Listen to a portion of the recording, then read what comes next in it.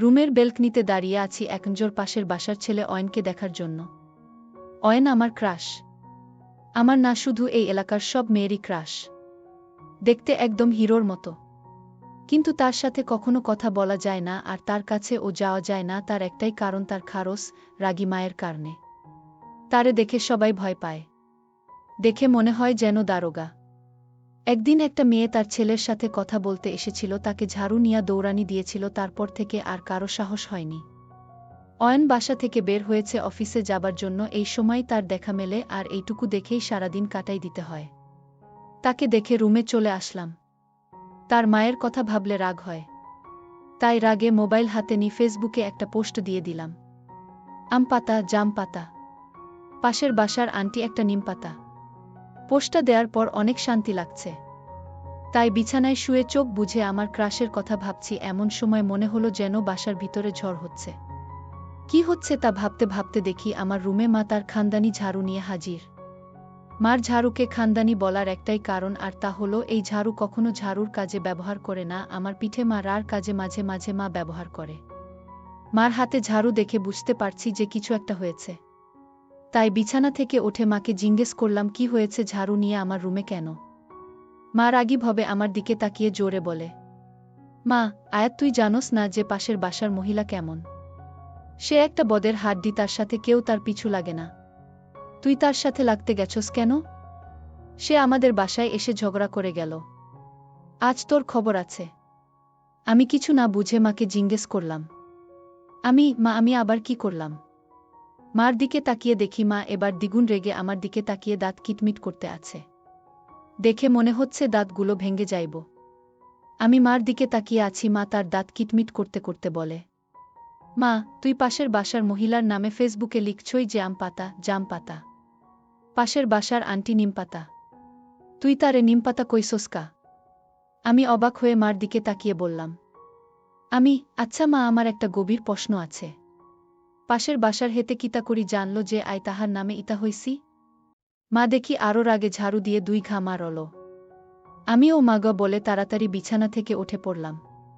মায়ের লেকচার আবার শুরু হয়ে গেলে, মা, আমার লগে ভাব ধরস না। তোর গভীর প্রশ্নের কপালে ঝাঁটা। ওই যে ঋতু কইছে ওই মহিলারে। ঋতুর নাম শুনে রাগে আমার কান দিয়ে ধোয়া বের হইতাসে। ওর খবর আছে, ওরে তো আমি নিমপাতা খাওয়ামু, আমার সাথে লাগছে ওই। মায়ের দিকে তাকিয়ে বললাম, মা, তুমি এখন যাও তো, আমি আন্টির কাছে মাফ চাইয়া আসবনে।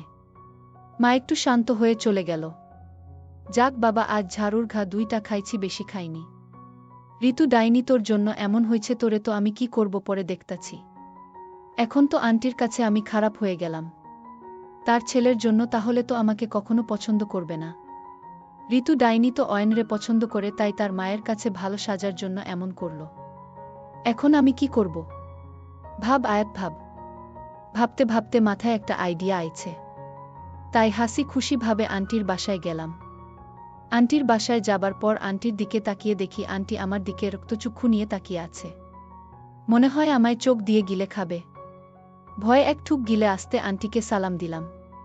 আন্টি সালাম না নিয়ে জোরে চিল্লিয়ে বলল, এই মেয়ে, তুমি আমায় নিমপাতা বলছো? তোমার এত সাহস, আবার আমার বাসায় এসেছ? আন্টি, আপনাকে নিমপাতা বলছি, এতে রাগ করার কি আছে? আন্টি জোরে চিল্লিয়ে, আন্টি, রাগ করব না, তাহলে কি নাচব? আন্টি, নিমগাছ আর নিমপাতা মানুষের জন্য অনেক উপকারী। ওই নিমগাছ গল্পটা পড়ছেন না? ওই গল্পে তো নিমগাছের আর নিমপাতার উপকারের কথা বলা আছে। নিমপাতা একটু তিতা, কিন্তু তার উপকার তো অনেক, যা গুণে ও শেষ করা যাবে না। আপনিও তো ঠিক তেমনি। মানে উপরে রাগী কিন্তু ভিতরে অনেক ভালো আর নরম, যেমন নিমপাতা উপরে তিতা কিন্তু তার ভিতরে তার কত গুণ থাকে। আপনিও তেমন। আপনার গুণ আছে অনেক, আপনি তো অনেক ভালো। আপনাকে সবাই বুঝে না, কিন্তু আমি আপনাকে বুঝি। তাই তো আপনাকে অনেক ভালো লাগে আমার, তাই তো আমি ভালোবেসে নিমপাতার সাথে আপনার তুলনা করছি। এত লেকচার দিয়ে আন্টির দিকে তাকালাম, আন্টি দেখি খুশিতে আমার কথা শুনছে। তার মানে আন্টির মনে লাড্ডু ফুটতাছে। আমার পামে আন্টি ফুলতাছে তাহলে। মনে মনে ভেবে আন্টিকে আর একটু পাম দিলাম। তারপর একটু কাঁদো কাঁদো ভাব করে আন্টিকে বললাম, আন্টি, আপনি ওই ঋতুর কথা শুনে আমায় ভুল বুঝলেন। জানেন আন্টি, ঋতু আপনার ছেলেকে পছন্দ করে, তাই আমারে আপনার কাছে খারাপ বানায় আপনার কাছে ভালো হতে চাইছিল। আন্টি, তাই? আচ্ছা তুমি কান্না করো না, তুমি বাসায় চলে যাও আর ঋতুকে আমি দেখে নিবনে। তুমি তোমার বাসায় যাও মা। আমি আচ্ছা আন্টি বলে তার বাসা থেকে হাসি খুশি ভাবে বাসায় চলে আসি, আর একটু পর শুনতে পারি ঋতুর বাসায় ঝড় হচ্ছে। বুঝে গেলাম যে আন্টি ঋতুর বাসায়। নিজের রুমের দরজা বন্ধ করে মোবাইলে গান দিয়ে লুঙ্গি ডান্স শুরু করে দিলাম। ওরা ধুরা কত সময় নেচে বিছানায় শুয়ে পড়লাম। কিছুদিন পর মাঝে মাঝে আন্টিকে পাম দিও, তাই তো আন্টির চোখের মণি আমি। আর তার ছেলে অয়ন আর আমার ক্রাশের সাথে আন্টি আমায় বিয়ে দিবে। বিয়ে কার্ডটি ঋতুকে দিয়ে আসলাম, সাথে কিছু নিমপাতা উপহার হিসেবে দিয়ে আসলাম। কয়দিন পর আমার বিয়ে, সবাইকে নিমপাতা খাবার দাওয়াত রইল।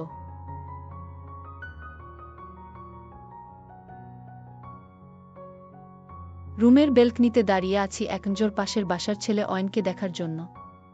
অয়ন আমার ক্রাশ। আমার না, শুধু এই এলাকার সব মেয়েরই ক্রাশ। দেখতে একদম হিরোর মতো।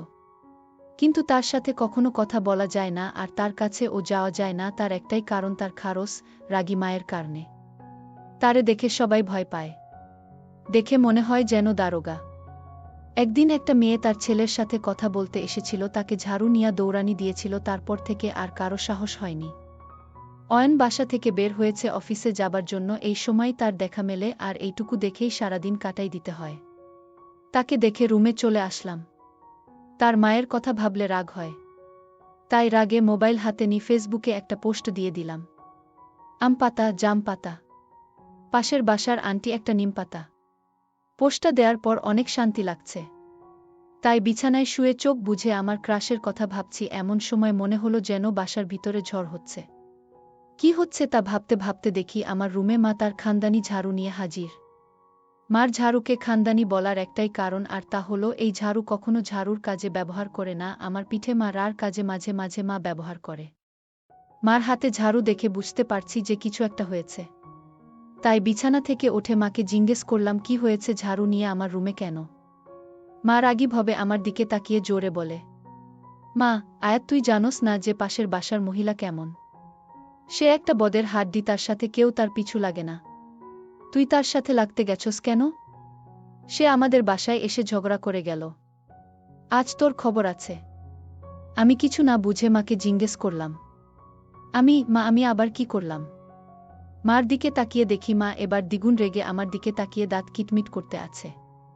দেখে মনে হচ্ছে দাঁতগুলো ভেঙে যাইব। আমি মার দিকে তাকিয়ে আছি, মা তার দাঁত কিটমিট করতে করতে বলে, মা, তুই পাশের বাসার মহিলার নামে ফেসবুকে লিখছই যে আম পাতা, জাম পাতা। পাশের বাসার আন্টি নিম পাতা। তুই তারে নিম পাতা কইছস কা? আমি অবাক হয়ে মার দিকে তাকিয়ে বললাম, আচ্ছা মা, আমার একটা গভীর প্রশ্ন আছে।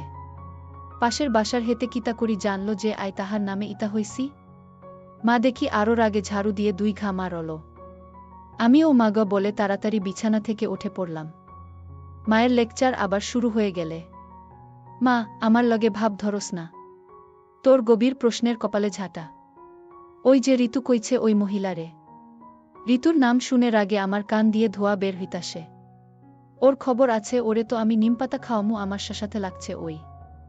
মায়ের দিকে তাকিয়ে বললাম, মা তুমি এখন যাও তো, আমি আন্টির কাছে মাফ চাইয়া আসবনে। মা একটু শান্ত হয়ে চলে গেল। যাক বাবা, আজ ঝাড়ুর ঘা 2টা খাইছি, বেশি খাইনি। ঋতু ডাইনি, তোর জন্য এমন হয়েছে, তোরে তো আমি কি করব পরে দেখতাছি। এখন তো আন্টির কাছে আমি খারাপ হয়ে গেলাম। তার ছেলের জন্য তাহলে তো আমাকে কখনো পছন্দ করবে না। ঋতু ডাইনি তো অয়নরে পছন্দ করে, তাই তার মায়ের কাছে ভালো সাজার জন্য এমন করল। এখন আমি কি করব? ভাব আয়াত, ভাব। ভাবতে ভাবতে মাথায় একটা আইডিয়া আইছে। তাই হাসি খুশিভাবে আন্টির বাসায় গেলাম। আন্টির বাসায় যাবার পর আন্টির দিকে তাকিয়ে দেখি আন্টি আমার দিকে রক্তচক্ষু নিয়ে তাকিয়ে আছে। মনে হয় আমায় চোখ দিয়ে গিলে খাবে। ভয়ে এক ঠুক গিলে আসতে আন্টিকে সালাম দিলাম।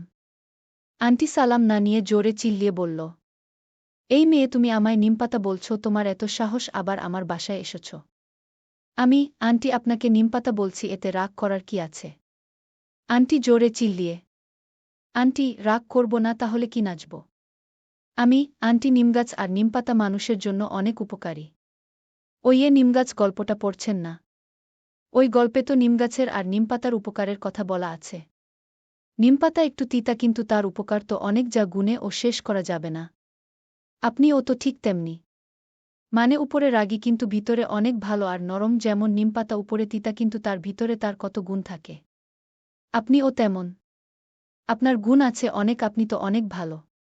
আপনাকে সবাই বুঝে না কিন্তু আমি আপনাকে বুঝি। তাই তো আপনাকে অনেক ভালো লাগে আমার, তাই তো আমি ভালোবেসে নিমপাতার সাথে আপনার তুলনা করছি। এত লেকচার দিয়ে আন্টির দিকে তাকালাম, আন্টি দেখি খুশিতে আমার কথা শুনছে। তার মানে আন্টির মনে লাড্ডু ফুটতাছে। আমার পামে আন্টি ফুলতাছে তাহলে। মনে মনে ভেবে আন্টিকে আর একটু পাম দিলাম। তারপর একটু কাঁদো কাঁদো ভাব করে আন্টিকে বললাম, আমি আর আন্টি আপনি ওই ঋতুর কথা শুনে আমায় ভুল বুঝলেন। জানেন আন্টি, ঋতু আপনার ছেলেকে পছন্দ করে, তাই আমারে আপনার কাছে খারাপ বানায় আপনার কাছে ভালো হতে চাইছিল। আন্টি, তাই? আচ্ছা তুমি কান্না করো না, তুমি বাসায় চলে যাও আর ঋতুকে আমি দেখে নিবনে। তুমি তোমার বাসায় যাও মা। আমি আচ্ছা আন্টি বলে তার বাসা থেকে হাসিখুশি ভাবে বাসায় চলে আসি, আর একটু পর শুনতে পারি ঋতুর বাসায় ঝড় হচ্ছে। বুঝে গেলাম যে আন্টি ঋতুর বাসায়। নিজের রুমের দরজা বন্ধ করে মোবাইলে গান দিয়ে লুঙ্গি ডান্স শুরু করে দিলাম। ওরা ধুরা কত সময় নেচে বিছানায় শুয়ে পড়লাম। কিছুদিন পর মাঝে মাঝে আন্টিকে পাম দিও, তাই তো আন্টির চোখের মণি আমি। আর তার ছেলে অয়ন আর আমার ক্রাশের সাথে আন্টি আমায় বিয়ে দিবে। বিয়ে কার্ডটি ঋতুকে দিয়ে আসলাম, সাথে কিছু নিমপাতা উপহার হিসেবে দিয়ে আসলাম। কয়দিন পর আমার বিয়ে, সবাইকে নিমপাতা খাবার দাওয়াত রইল।